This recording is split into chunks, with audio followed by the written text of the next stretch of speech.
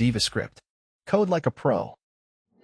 Hello guys, welcome to डिवास्क्रिप्ट। इस video में हम वाइल लूप और डू वाइल लूप के बारे में सीखेंगे। इसके पहले वाली वीडियो में हमने फॉर लूप के बारे में सीखा था, जो कि एक बहुत ही डिटेल्ड वीडियो थी फॉर लूप के बारे में। अगर आपने वो वाली वीडियो नहीं देखी, आई वुड रिकमेंड कि आप पहले वो देख लीजिए। JavaScript A to Z tutorial series की सारी वीडियोस आपको प्लेलिस्ट में मिल जाएगी, जिसका लिंक मैंने डिस्क्रिप्शन में भी ऐड कर दिया। तो चलिए स्टार्ट करते हैं। तो वाइल लूप क्या है? फॉर लूप की तरह ही एक और लूप है जो कोड को रिपीट करने के लिए यूज होता है, लेकिन वाइल लूप एक अलग पर्पस के लिए यूज होता है, किसी पर्टिकुलर सिनेरियो के लिए ही यूज होता है। और वो सिनेरियो क्या है कि जब आपको एग्जैक्टली पता नहीं है कि कितनी बार आपको लूप चलाना है, आपको आइडिया नहीं है कि एग्जैक्टली कितनी बार लूप चलेगा, बस आपको एक कंडीशन पता है, जब तक वो कंडीशन फॉल्स नहीं आती तब तक लूप चलाते रहो। फॉर लूप में हम 3 आर्ग्यूमेंट्स लिखते थे। एक होता था इनिशियलाइजेशन, जिसमें हम आइटरेटर वेरिएबल को इनिशियलाइज करते थे। फिर हम लिखते थे कंडीशन, फिर हम करते थे अपडेशन। फॉर लूप में हम आइटरेटर वेरिएबल के बेस्ड पे कंडीशन लिखते थे, क्योंकि हमें फॉर लूप को बताना होता था कि एग्जैक्टली कितनी बार फॉर लूप को चलाना है। लेकिन वाइल लूप में ऐसा नहीं है। वाइल लूप में हम सिर्फ कंडीशन लिखेंगे जो कि आइटरेटर वेरिएबल पे बेस्ड नहीं होगी, क्योंकि हमें खुद नहीं पता कि लूप कितनी बार चलने वाला है। बस एक कंडीशन पता है कि हाँ, अगर ये कंडीशन ट्रू होगी तब तक लूप चलाते जाओ, जैसे ही ये फॉल्स हो जाएगी तब लूप स्टॉप कर दो। तो सबसे पहले एक फॉर लूप में सिंपल एग्जांपल फिर से देखते हैं, और सेम चीज को हम वाइल लूप में रेप्लिकेट करके देखते हैं। तो ये फॉर लूप मैं लिख रहा हूँ, जिसमें मैंने बेसिक कंडीशंस डाल दी है। इसमें कर देते हैं console.log i। अब ट्राई करते हैं यही सेम चीज हम वाइल लूप में लिखे। तो जैसा कि मैंने बताया, वाइल लूप में हम सिर्फ एक ही आर्ग्यूमेंट लेते हैं, जो कि है कंडीशन। तो यहाँ पे मैं सिर्फ कंडीशन लिख लेता हूँ। अब ये तो ब्लॉक स्कोप वेरिएबल था, ये फॉर लूप के बाहर एक्सेसिबल तो नहीं होगा, और यहाँ पे इसको आई मिलेगा नहीं, तो हम आई को वाइल लूप के बाहर ही डिफाइन कर देते हैं, लेट आई इक्वल्स टू 0। अब वाइल लूप के अंदर भी सेम चीज लिख लेते हैं, और यहाँ पे हम वेरिएबल को अपडेट भी कर देंगे। तो कोड देख के आपको समझ में आ गया होगा कि जो हम यहाँ पे कर रहे हैं, सेम चीज हम यहाँ पे कर रहे हैं, बस डिफरेंट सिंटैक्स के साथ। तो फाइल को सेव करके चेक करते हैं। तो 0 to 9 2 बार प्रिंट हो चुका है, ऊपर वाला फॉर लूप से और नीचे वाला वाइल लूप से। इस टाइप के लूप को हम काउंटर कंट्रोल लूप कहते हैं, जिसमें हमें पता होता है कि लूप एक फिक्स नंबर ऑफ टाइम्स के लिए चलने वाला है, और हमारे पास आइटरेटर वेरिएबल का एक्सेस होता है, जिसकी वैल्यू हम लूप में भी यूज कर सकते हैं। तो अगर आपको यही या सिमिलर चीज करनी है, तो आप हमेशा फॉर लूप ही प्रीफर कीजिए, क्योंकि यही सेम चीज आप फॉर लूप में कर सकते हैं। ये एग्जाम्पल मैंने वाइल लूप में इसीलिए बताया, क्योंकि मैं बताना चाहता था कि जो आप फॉर लूप में कर सकते हो, वो वाइल लूप में भी कर सकते हो, लेकिन वाइल लूप का पर्पस ये नहीं है। तो फिर क्या है वाइल लूप का पर्पस? वाइल लूप का पर्पस ये है कि जिस सिनेरियो में आपको पता ही नहीं है कि लूप कितनी बार रन होने वाला है, उस सिनेरियो में आप वाइल लूप यूज कीजिए। अभी अगर ये आपके सर के ऊपर से जा रहा है तो कोई बात नहीं, टेंशन मत लीजिए। अभी हम एग्जाम्पल्स के साथ इसको समझेंगे, 2-3 एग्जाम्पल्स देखेंगे, उसके बाद आपको चीजें बिल्कुल क्लियर हो जाएगी और अच्छे से समझ में आ जाएगा कि कब हमें फॉर लूप को प्रेफर करना चाहिए और कब वाइल लूप को। तो चलिए इसको कर देते हैं कमेंट। तो चलिए एक छोटा सा क्वेश्चन देखते हैं।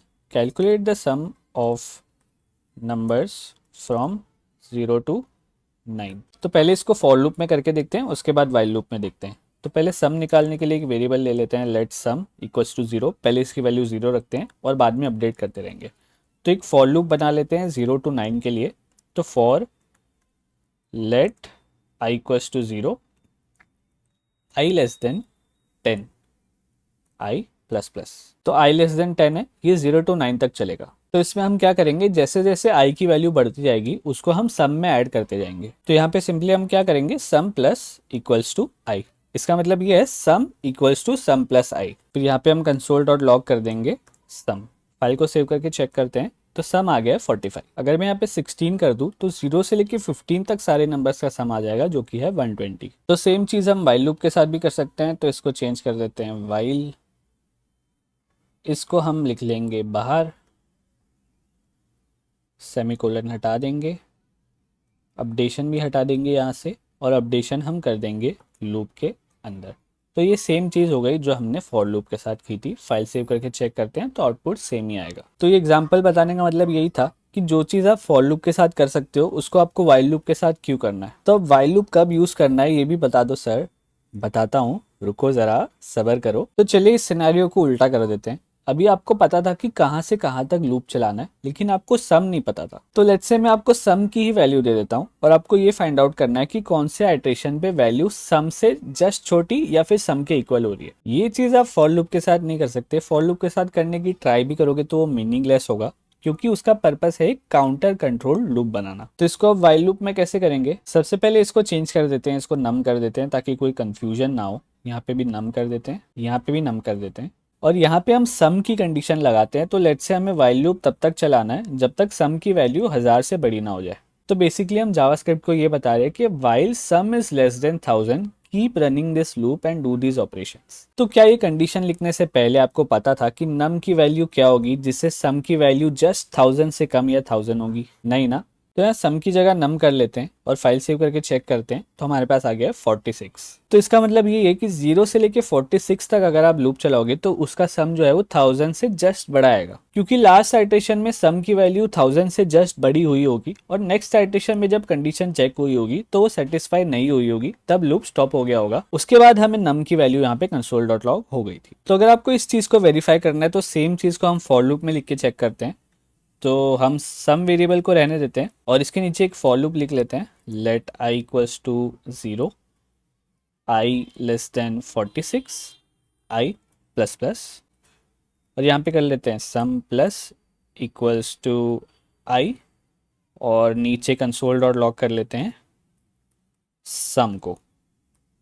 तो इसकी वैल्यू जस्ट 1000 से बड़ी आनी चाहिए और क्योंकि इसमें लास्ट आइटरेशन था 45 तो उसमें 45 को माइनस करोगे तो 1000 से छोटी वैल्यू आ जानी चाहिए। तो फाइल को सेव करके चेक करते हैं, 1035 आ गया है जो कि 1000 से जस्ट बड़ी है।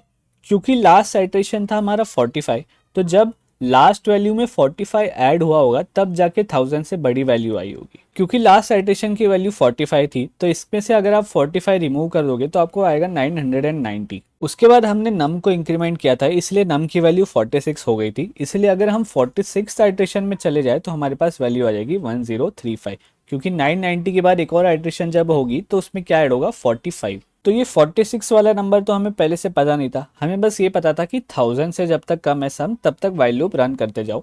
हमने कभी वाइल लूप को ये नहीं बताया कि लूप को 46 टाइम्स रन करना है। तो आई होप आपको अच्छे से समझ में आ गया है कि आपको वाइल लूप कौन से टाइप के सिनेरियोज में यूज करना चाहिए। अगर आपको पहले से ही पता है कि लूप कितने टाइम रन करने वाला है तो आप फॉर लूप ही प्रेफर कीजिए। अगर आपको नहीं पता, आपको आइडिया नहीं है कि कितनी बार लूप रन करने वाला है, तब आप वाइल लूप का यूज कर सकते हैं। एक और छोटा सा वाइल लूप का एग्जांपल देख लेते हैं। उसके पहले मैं आपको एक छोटी सी चीज और बता देता हूँ। जावास्क्रिप्ट में एक इनबिल्ट मैथ ऑब्जेक्ट होता है जिसका आप यूज कर सकते हैं मैथमेटिकल कैलकुलेशंस करने के लिए। इसके बहुत सारे यूज केसेस होते हैं, जैसे कि मुझे अगर प्रिंट कराना है पाई की वैल्यू तो मैं लिखूंगा मैथ.पाई। तो यहाँ पे एग्जैक्ट पाई की वैल्यू हमारे पास आ गई है। एग्जैक्ट तो नहीं है क्योंकि पाई एक इरेशनल नंबर है, लेकिन 15 डिजिट्स तक इसने एक्यूरेट वैल्यू दी है। एक और एग्जांपल इसका, अगर आपको किसी नंबर का राउंड ऑफ निकालना है तो आप लिखोगे मैथ.राउंड और ब्रैकेट में आप नंबर डाल दो। तो 3.14159 जो भी वैल्यू है पाई की उसका राउंड ऑफ करके हमें दे दिया है जो कि है 3। अब देखते हैं एक और यूज केस जो अभी हम यूज करने वाले हैं जो कि है मैथ.रैंडम। तो मैथ.रैंडम क्या करता है, जैसा कि आप यहाँ पे देख सकते हैं, returns a pseudo random number between 0 to 1। तो इसमें 0 इंक्लूडेड होता है, 1 इंक्लूडेड नहीं होता और 0 से 1 के बीच में कोई भी रैंडम नंबर ये प्रिंट करके दे देता है। तो अगर मैं फाइल सेव करके चेक करूँ तो इसने दे दिया 0.2599, कुछ भी नंबर प्रिंट करके दे दिया है। अगर मैं फाइल सेव करके इस प्रोग्राम को फिर से रन करूंगा तो फिर से हमें एक रैंडम वैल्यू मिलेगी। तो फिर से एक 0 के 1 के बीच में कोई रैंडम वैल्यू मिल गई हमें। ऐसे ही मैं जितनी भी बार सेव करते रहूंगा उतनी बार हमें 0 से 1 के बीच में एक रैंडम वैल्यू मिलती रहेगी। तो इसको एक बार वाइल लूप में यूज करके देखते हैं। तो एक वेरिएबल ले लेते हैं, लेट सक्सेस इक्वल्स टू 0 ले लेते हैं, एक वाइल लूप बनाते हैं, उसमें लिखते हैं सक्सेस लेस देन 0.7। अब 0.7 मैंने क्यों लिया मैं बताता हूँ। यहाँ पे हम क्या करेंगे, वाइल लूप के अंदर success equals to math dot random.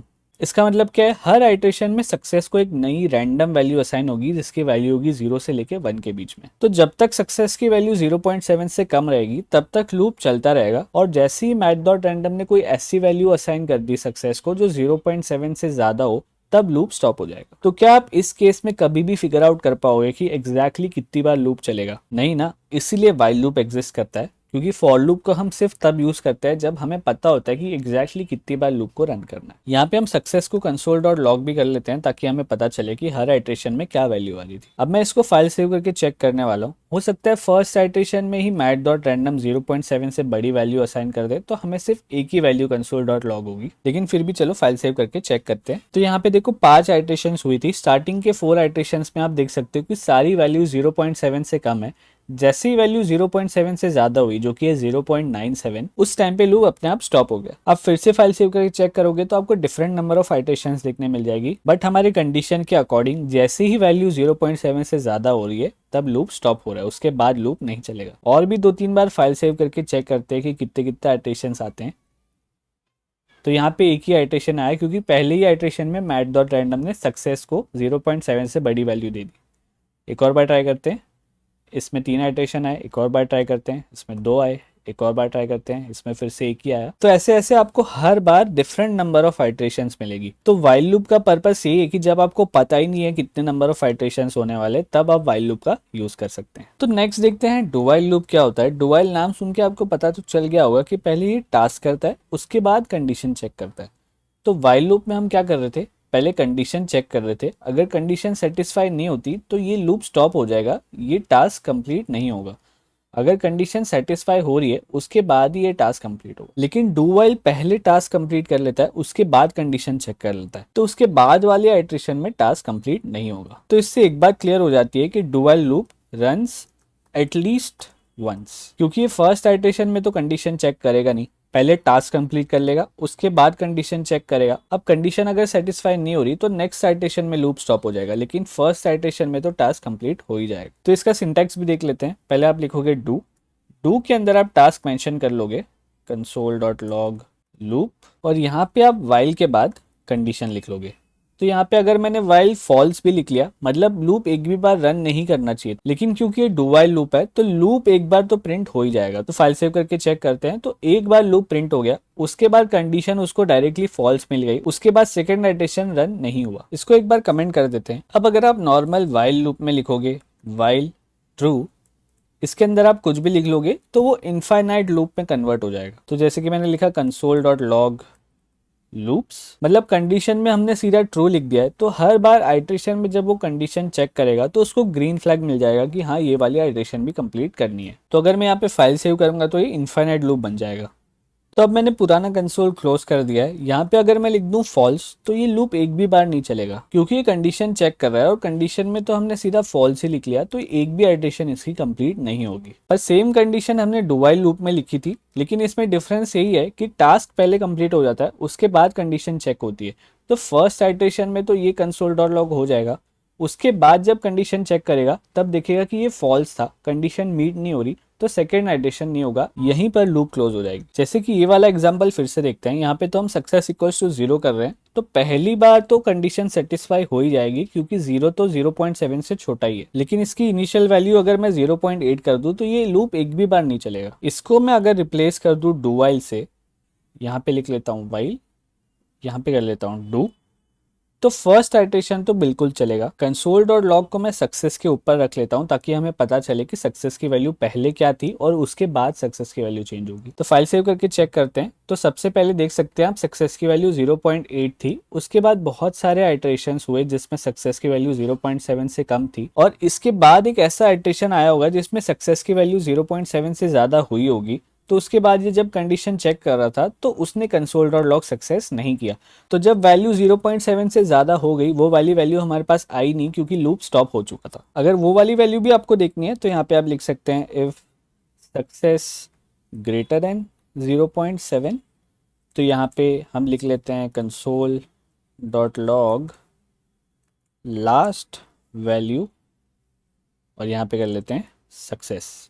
तो फाइल सेव करके चेक करते हैं। तो सबसे पहले आप देख सकते हैं 0.8 थी वैल्यू, उसके बाद एक ही आइट्रेशन हुआ जिसमें वैल्यू 0.7 से छोटी थी, उसके बाद जब सक्सेस को रैंडम वैल्यू असाइन हुई तो वो 0.7 से ज्यादा थी। तो जब 0.7 से ज्यादा थी तो console.log हो गया लास्ट वैल्यू सक्सेस। उसके बाद उसने कंडीशन चेक करी, अरे सक्सेस तो 0.7 से ज्यादा है, तो लूप स्टॉप हो गया। उसके बाद हमें फिर से सेम वैल्यू देखने नहीं मिली, इसका मतलब आइट्रेशन उसके पहले ही स्टॉप हो गई। और 2-3 बार इसको फाइल सेव करके चेक करते हैं। तो जैसा कि आप देख सकते हैं कि फर्स्ट वैल्यू हमेशा 0.8 थी, भले ही हमारी कंडीशन थी कि सक्सेस 0.7 से छोटा होना चाहिए। तो इन शॉर्ट मैं फिर से बता देता हूँ, डू वाइल लूप जो है वो टास्क पहले करता है और कंडीशन बाद में चेक करता है। तो इसका मतलब ये है कि एटलीस्ट एक आइट्रेशन तो वो जरूर कंप्लीट करता है। लेकिन वाइल लूप के केस में अगर पहले ही आइट्रेशन में आपकी कंडीशन मीट नहीं हो रही तो लूप वहीं पे क्लोज हो जाएगा। तो आज जो भी हमने सीखा उसको एक बार मैं समराइज कर देता हूँ। तो वाइल लूप हम क्यों यूज करते हैं? वाइल लूप हम तब यूज करते हैं जब हमें एग्जैक्टली पता नहीं होता कि कितनी बार लूप रन करने वाला है। वाइल लूप में कोई आइटरेटर वेरिएबल का कॉन्सेप्ट नहीं है, क्योंकि वाइल लूप एक काउंटर कंट्रोल लूप नहीं है।